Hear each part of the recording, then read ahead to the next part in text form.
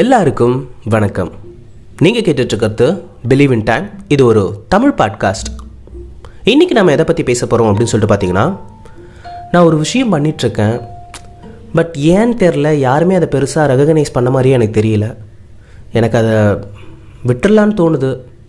ஏன் இவ்வளோ பண்ணிக்கிட்டு, யாருமே அதை பெருசாக பேசலை, கொண்டாடலை, பேசாமல் கிவ் அப் பண்ணிவிடுவா அப்படின்னு சொல்லிட்டு உங்களுக்குள்ளேயோ இல்லை உங்களை சுற்றி இருக்கிற யாராவதோ சொல்லிக்கிட்டு இருக்காங்கன்னா அவங்களுக்கு தான் இந்த பதிவு. ஒரு கதை. ஒரு யங்ஸ்டர் இருக்கான், மழை பயங்கரமாக பெஞ்சிட்ருக்கு. ஸோ எங்கேயாவது ஒதுங்கணுமே அப்படின்ற காரணத்துக்காக ஒரு மரத்துக்கடியில் போயிட்டு அவன் ஒதுங்குறான். அவன் ஒதுங்கியிருக்க அதே மரத்துக்கு கீழே ஒரு குட்டி பொந்து இருக்குது. அந்த பொந்துக்குள்ளே ஒரு நாய்க்குட்டி நடுங்கிக்கிட்டே உட்காந்துட்ருக்கு. அதை அவன் பார்க்குறப்ப அவனுக்கு தோணுது, இதே மழை கண்டினியூவாக பேஞ்சிட்டு இருந்துச்சுன்னா இந்த நாய்க்குட்டி இறந்துரும் அப்படின்றதுக்காக அந்த நாய்க்குட்டியை தான் கூடவே தூக்கிட்டு அவன் வீட்டுக்கு வந்துடுறான். நாட்கள் வேகமாக நகருது, அந்த நாய்க்குட்டியும் வளருது. வளர்ந்துட்டுருக்கப்ப தான் அவன் ஒரு விஷயத்தை நோட் பண்ணுறான். ஒரு நாள் அந்த நாய்க்குட்டியை ஏரிக்கு பக்கமாக கூப்பிட்டு போகிறான். ஸோ அவன் தண்ணிக்குள்ளே தெரியாமல் விழவும் அந்த நாய்க்கு பதட்டம் ஆகிடுது. அந்த நாய் ஏரிக்குள்ளே இறங்குது. பார்த்தா அதால் தண்ணிக்குள்ளே போக முடியல, தண்ணிக்கு மேலேயே அதால் நடக்க முடியுது.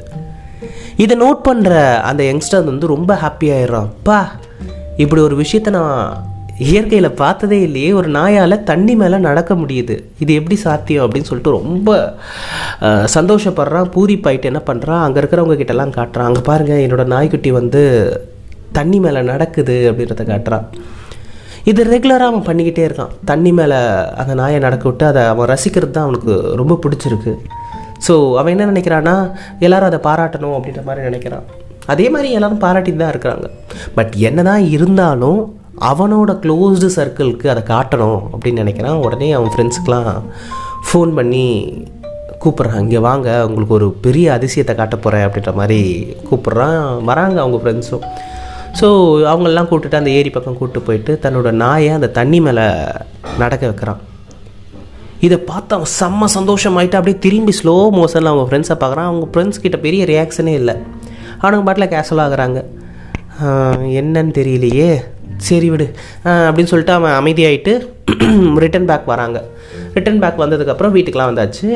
ஆனாலுமே அவன் மண்டைக்குள்ளே ஓடிக்கிட்டே இருக்கு. என்ன பார்க்குறவெல்லாம் ஆச்சரியப்பட்டானுங்க, இவனுங்க கல் மாதிரி இருக்கிறானுங்க, என்னவா இருக்கும் அப்படின்னு சொல்லிட்டு, என்னடா ஏன் இப்படி இருக்கீங்க அப்படின்னு சொல்லிட்டு, இல்லை நாங்கள் உங்ககிட்ட ஒரு விஷயத்த சொல்லணும்னு இருந்தோம், நீ அதை எப்படி எடுத்துப்பனே தெரில அப்படின்ற மாதிரி சொல்லுவாங்க. என்னடா இவனுங்க சர்ப்ரைஸ் ஆவானுங்கன்னு பார்த்தா ஷாக் ஆகிருக்கானுங்க. சரி என்னாச்சு என்ன அப்படின்னு சொல்லிட்டு, உன் நாய்க்கு ஏதோ பிரச்சனை இருக்குது. நாய்க்கு பிரச்சனை? ஏன் நாய்க்கு என்னடா பிரச்சனை? இல்லை உன் நாயால் பாவம் நீந்த முடியல பார்த்தியா அப்படின்னு. நான், டேய், நாய் நீந்தத்துன்றது எல்லா நாயும் பண்ணுற விஷயம்டா. என் நாய் அதை தாண்டி தண்ணி மேலே நடக்குது, அதை பற்றி நீங்கள் பாராட்டணும், அதை விட்டு அதுக்கிட்ட இல்லாத குறைய பற்றி சொல்லிட்டு இருக்கீங்க அப்படின்ற மாதிரி இவனுக்கு கடுப்பாயிடுச்சு. ஆக்சுவலி இந்த கதை நான் எதுக்கு சொல்கிறேன் அப்படின்னு சொல்லிட்டு பார்த்தீங்கன்னா, நம்மளுமே நம்ம லைஃப்பில் அதே தப்பை தான் பண்ணிகிட்ருக்கோம். யாராவது எங்கேயாவது பாராட்டுவாங்க, ஆனால் அதை நம்ம கன்சிஸ்டண்ட்டாக பண்ணிகிட்ருக்கணும். எல்லார் கண்ணுலேயும் அது படுற மாதிரி இருக்கணும். ஆனால் நம்ம பண்ணுற தப்பு, நம்ம ஏதோ ஒரு புதுசாகவோ இல்லை ஏதாவது ஒன்று வித்தியாசமாகவோ பண்ணுறப்ப பாராட்டு அப்படின்ற ஒரு விஷயம் நம்ம பக்கத்தில் இருக்கிற க்ளோஸ் சர்க்கிள்கிட்டேருந்து எதிர்பார்க்குறோம்.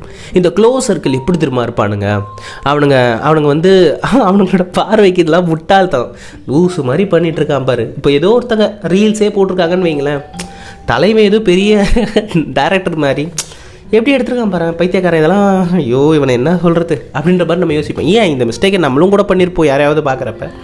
ஸோ நான் என்ன சொல்ல வரேன்னா, உங்களுக்கு பாராட்ட மனசு இல்லாட்டி அதை விட்டுருங்க, அதை கிரிட்டிசைஸ் பண்ணாதீங்க.